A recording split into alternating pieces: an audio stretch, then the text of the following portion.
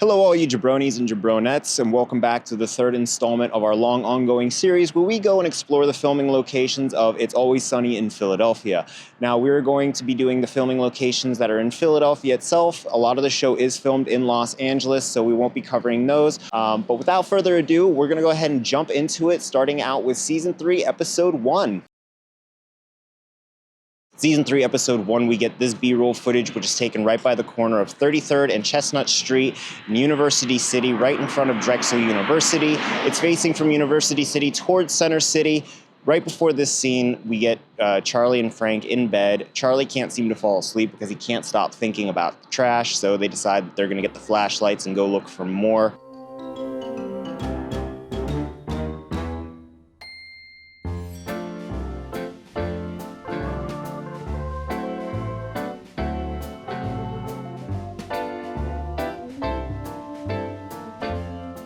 After Dee and Mac decide that they're going to take care of the baby, we find them pushing it in a stroller right here as they turn around the corner onto Warnock, the same street that Charlie's mom lives on. However, they're having second thoughts and they're thinking of putting the baby back in the trash right over here. At this point, some young lady comes up and she says, "Oh, it's such a cute baby. It could be a Gerber baby." This gives Mac and Dee a brilliant idea to go ahead and make the baby a star. Fun fact, the lady who says this is actually Danny DeVito's daughter.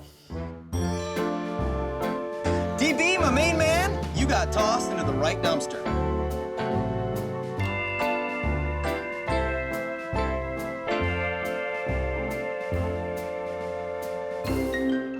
In an attempt to make the baby a star, Mac and Dee bring him here to South and Broad Street at the University of Arts, and they speak with a talent agent named Brenda. Brenda says that white babies are just not selling right now and that the Latino market is the fastest growing market. Mac and Dee seem to believe that they can pass the baby off as Latino, but Brenda's not buying it. So what do Mac and Dee do? Well, they end up taking him to a tanning salon and try and get a little bit of a base layer going. The employee refuses to give them service, so they pretty much just storm off. Next scene we have is Frank and Charlie, and they are walking in front of City Hall pushing a shopping cart. While they're pushing the shopping cart, a whole bunch of the items start falling out, and at this point, Frank and Charlie agree that they need to go and take some of the stuff back to their place.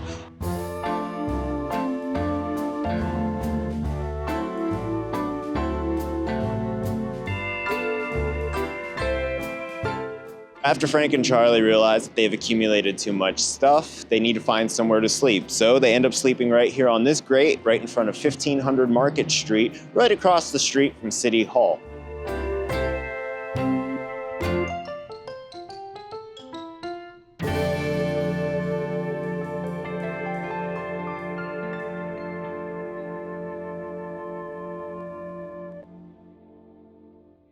Season 3, Episode 2, the gang gets invincible. The Philadelphia Eagles are hosting open tryouts so that people from the general public can join the team. Mac, Dennis, and Dee seem to think that they have what it takes to become a Philadelphia Eagle. Obviously, they do not. The only part of the city where this is filmed is here at Lincoln Financial Field. After they're here messing around in the parking lot for a little while, Charlie and Frank take acid. When they're here, they think that they're going to end up practicing on the actual field, but they end up shipping them up on a bus up to Bucks County, some shitty high school. We're going to a shitty high school in Bucks County. Now get your ass on the bus. If I say it one more time, if I say it one more time, if I say it one more time.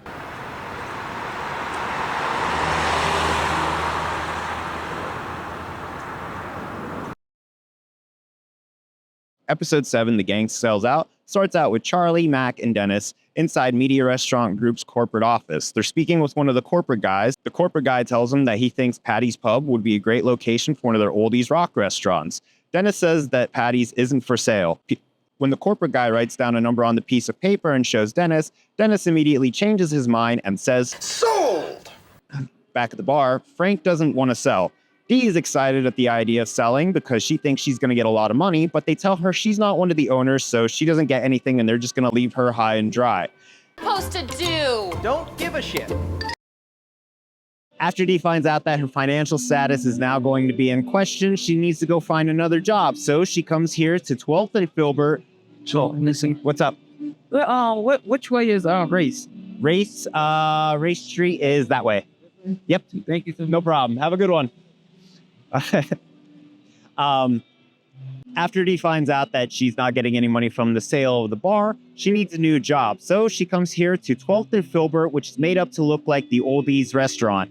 They give her an application. At this point, the waitress shows up and is really excited about it. So Dee basically hands her a blank application, tells her to fill it out for her, and then she walks off and says, "Come find me when you're done," while she's drinking a beer at the bar. This is actually Maggiano's Little Italy. It is right across the street from Reading Terminal. While here, she proves that she is a garbage employee by doing such things as a double drop, which is a scam to make money. The waitress isn't very excited about it, but Dee manages to convince her to look the other way in hopes that she can kind of finagle Dennis coming in because the waitress is infatuated with Dennis.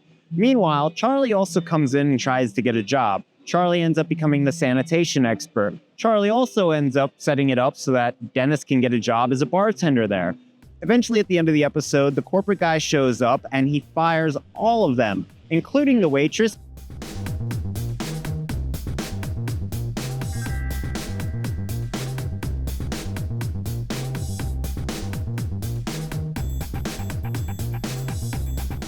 Back at the corporate office, the guys start talking about the demands that they have for the sale, which includes them having a plaque inside the new restaurant. They also want to blow the place up.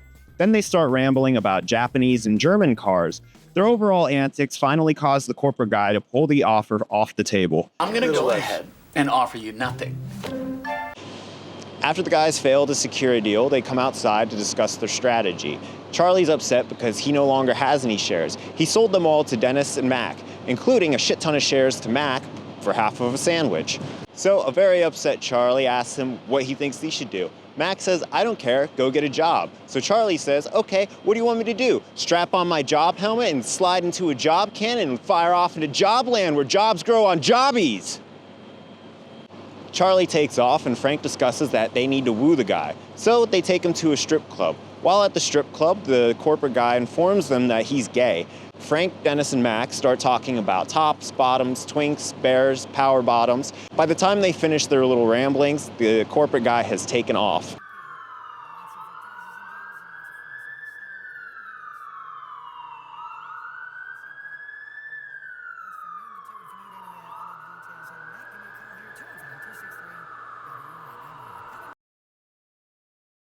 Frank is giving Dee and Dennis crap for reading a bunch of gossip magazines and tells them that they should essentially read more actual news. Mac and Charlie end up rushing in. They turn on the news and they see a clip of Mac, but it only lasts for a few moments. Mac is really upset because he says that he went on about a 20-minute rant about the traffic there in Philadelphia.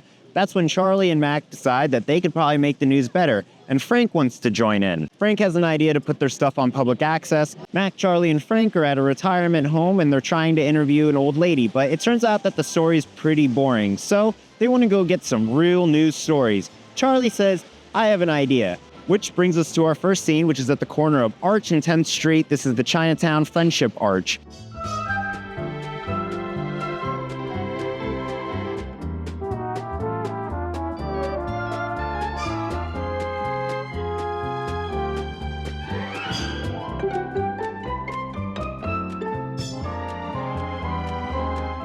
While walking down 10th Street, they discuss how they plan on seeing a whole bunch of karate and Tokyo drifting.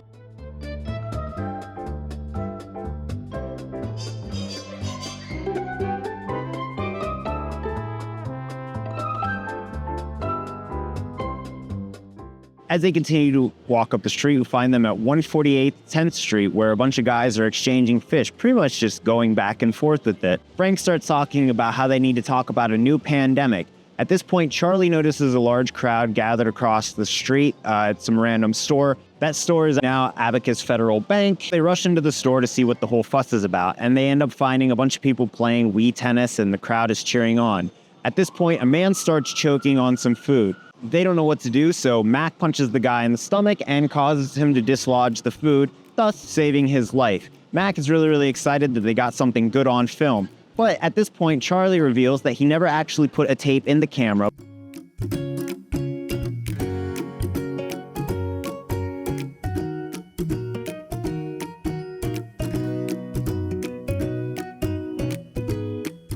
Season 3, Episode 9, Dee is dating a local Philadelphia rapper. Dennis manages to convince her that he is,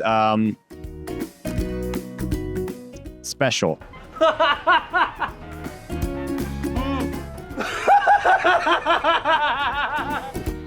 Dennis goes through his yearbook and shows that little Kev is drooling, so he tries to use this as evidence. There he is, good old Special K. He is drooling on himself. Well, so what? He's Right after that scene, we end up getting this view from here at 20th and Ben Franklin Parkway.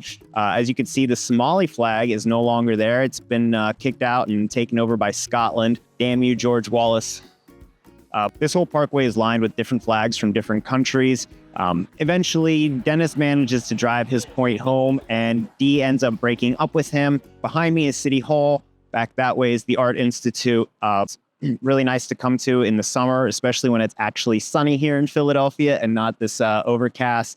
Somebody lied to all of you about the weather. In order to get into the mind of a serial killer, Dee and Dennis decide that they're going to go ahead and stalk the waitress. They follow her as she leaves her job at the Philadelphia Java Company. They walk right past Crash Bang Boom, which is this tiger print store. And then they follow her down South Street. Eventually, she makes a few cuts and turns, and when she gets around the corner, she ends up pepper spraying them. This episode opens up with Frank, Charlie, and Mac at their apartment. Charlie is attempting to break the world record for holding his breath. It's at this time a woman comes in and she informs them that a number of criminals have just been released from Eastern State Correctional Facility, which is where Mac's dad also happens to be incarcerated. The woman hands them a flyer with a picture of somebody that looks a little bit just too much like Dennis, and she informs them that this sex offender has been released. What? This dude looks just like Dennis. Back at the bar, when they find out that Mac's dad is being released, Charlie suggests that Mac's dad works for Patty's as a bouncer. It's at this point that we find Dee and Dennis walking down Bainbridge Street between 5th and 6th. While they're walking down, Dee discusses how she doesn't want to have Mac's dad working at the bar because she is scared of him. I don't want to get eaten. Eaten? What, he eats people? It's awesome. As they're coming by and they're walking past this mostly books place, some woman yells, "Asshole" at Dennis. Dennis is a little bit confused by it, but they continue walking. As they go, they continue discussing the possibility of having Mac's dad work at the bar, and it's at this point they come a little bit past this alleyway, and somebody else yells some stuff at them. Pervert, dickhead. They're a little bit confused why. Dee points out the fact that there's a whole bunch of flyers on the wall. Could have something to do with that. What? That's gonna be a problem for me.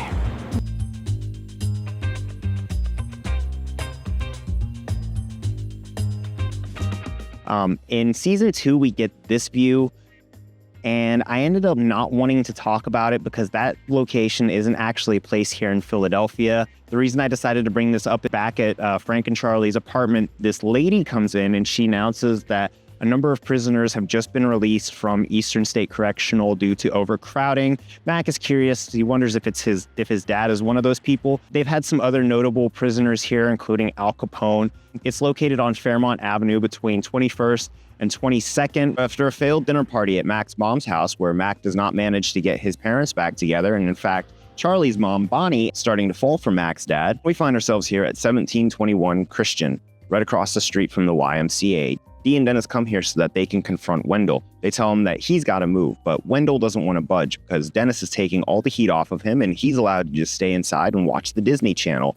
At this point, Dee and Dennis bring out a young boy named Timmy. Timmy comes up and says that he wants to talk about his friend Wendell, who lets him watch movies with fully naked people, gives him juice that makes him sleepy, makes him taste things that he doesn't want to. He puts things in my hiney.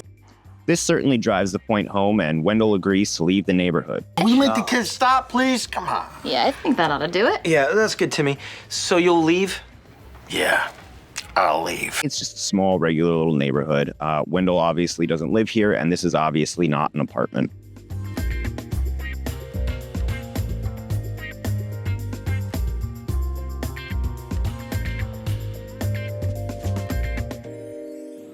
Episode 13 ends here at 1320 Arch Street, where Mac rolls up on a golf cart and he tries to convince the Mafia to let him join because he believes that he would be a valuable asset to them. They're obviously not convinced, but they decide to take advantage of him anyway, and they make him go and clean the toilets for him. Once he departs, they say that they're just going to whack him anyway. I want to whack him off here regardless.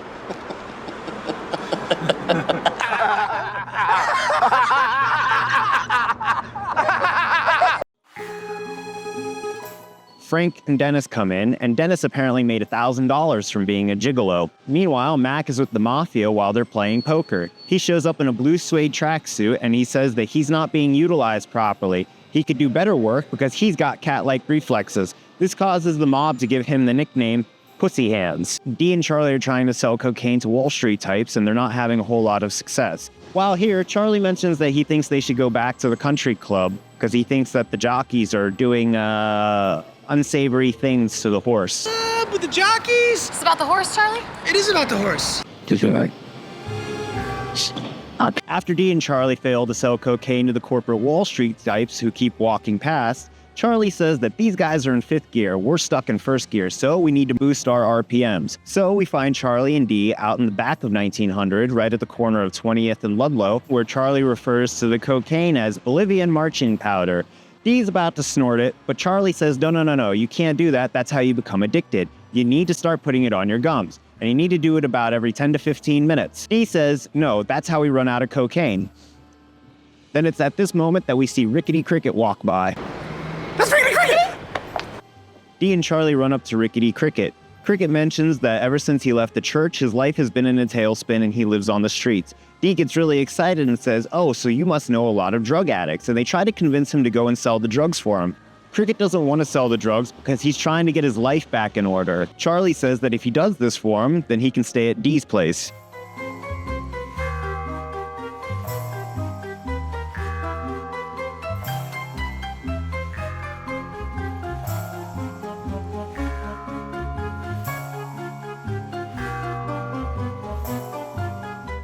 Now we find ourselves here at the 1900 block of Silver Street. This is just north of the Kensington area. This is where Dee and Charlie come to find Cricket. Get through for us once. He'll do it again. No. This is empty. Yeah, it's gone. You know what, though? This is where we find Dee and Charlie walking to go find Cricket after they gave him their drugs to sell. Charlie is wearing some horse riding pants, and Dee asks him about him.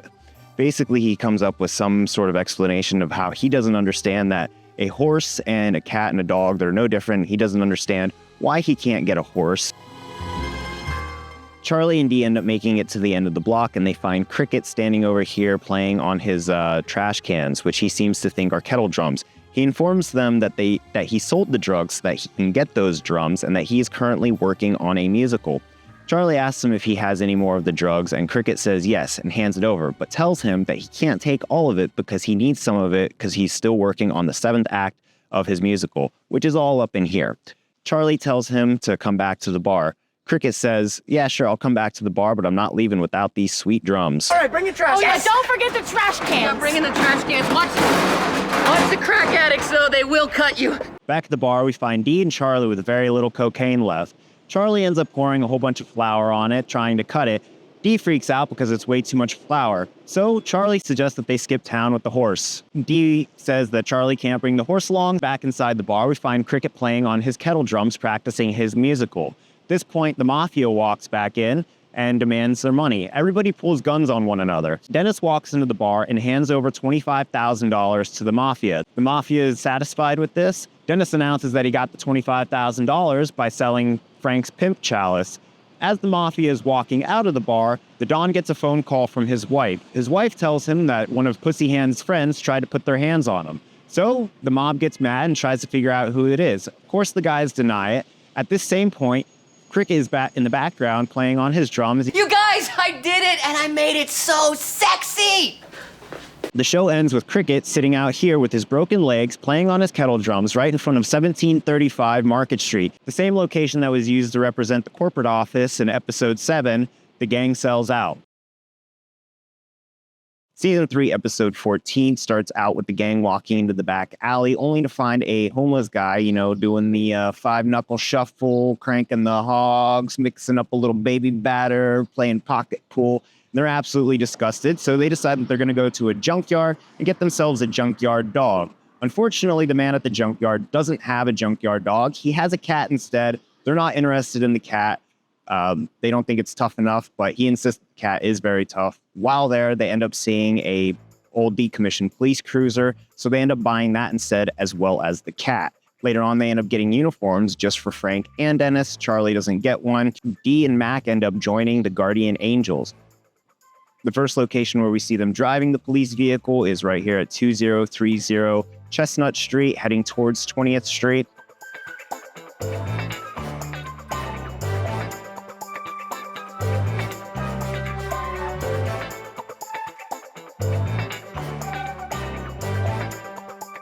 After acquiring an old decommissioned police cruiser, we find Frank, Mac, and Charlie showing up here at the corner of 5th and Bainbridge. While they're here, they end up being able to get some free hot dogs from a vendor. And this kind of starts leading them down a dark path of police corruption, if you will.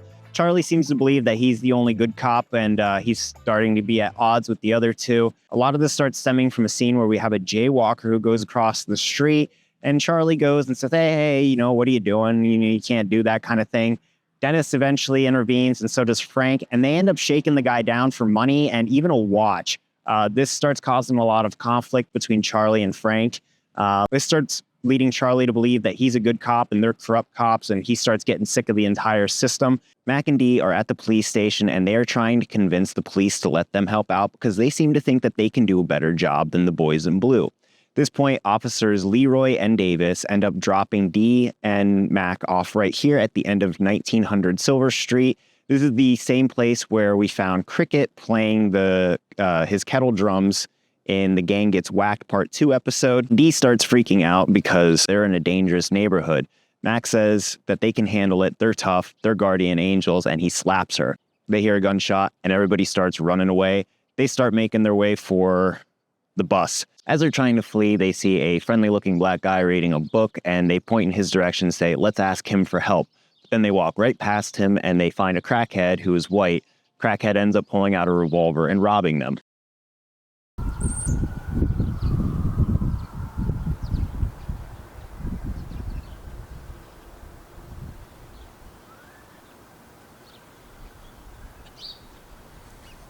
After Mac and Dee manage to get away from the gunshots, we end up seeing this B-roll footage. This B-roll footage, I can't quite match it up the same way that they had it in the show, but it is cool because it does highlight how much the city skyline has changed over the years. In the show, you see that image where that Comcast building is under construction. It has since been completed, and we have a few other things that are joining the city of Philadelphia's skyline. After this, Mac and Dee end up going right back to the... Charlie's had enough of Frank and Dennis's police corruption, so he decides that he's going to bring him down. He straps a tape recorder to himself, and he ends up recording all of their misdeeds and corruption. He brings that tape to the police, but the police aren't particularly interested. This leads Charlie to believe that all of the police are crooked and that he's now the only good cop left in the city of Philadelphia. Once he finds out that they're no longer interested, he's back at the bar, and he has a Molotov cocktail, which he ends up throwing into the police car to blow it up. Right after he throws the Molotov cocktail into the police car, the cat jumps in, and then the car blows up, but then we see the cat fly away and scurry away. So it looks like the man at the junkyard was right. That cat can survive anything. But that's not the end of it. Charlie ends up bringing his tape here to the Philadelphia Municipal Building, and he ends up leaving it on the stairs. It's addressed to the mayor, spelled M-A-R-E. The episode ends up closing out with Charlie walking towards the direction of City Hall, and he slaps a large statue on the butt, and then he does a jump in the air. Unfortunately, that statue is no longer here. This whole area is undergoing a lot of renovation. This location is between 15th and Broad Street, right in front of City Hall on JFK Boulevard. There is one more episode in the season, but it doesn't feature anything new, so this is pretty much the last bit of new stuff that we get. So with that being said, we're going to go ahead and wrap it up here. I appreciate you sticking around to the end for all of Season 3. I hope you enjoyed it, and I hope you stick around for Season 4. If you have any questions, comments, feedback, or you just want to roast me, go ahead and leave it down below. If you enjoy this content, I would really appreciate if you like and subscribe. That always indicates to me that this is something you guys want to keep watching and you want to see more of. So that gives me motivation to get it out faster and do a little bit more. So anyway, that's it for now. Take care.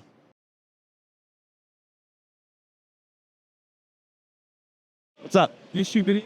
I do. Short films? Sorry? Short films? Like YouTube stuff mostly, but How about a music video?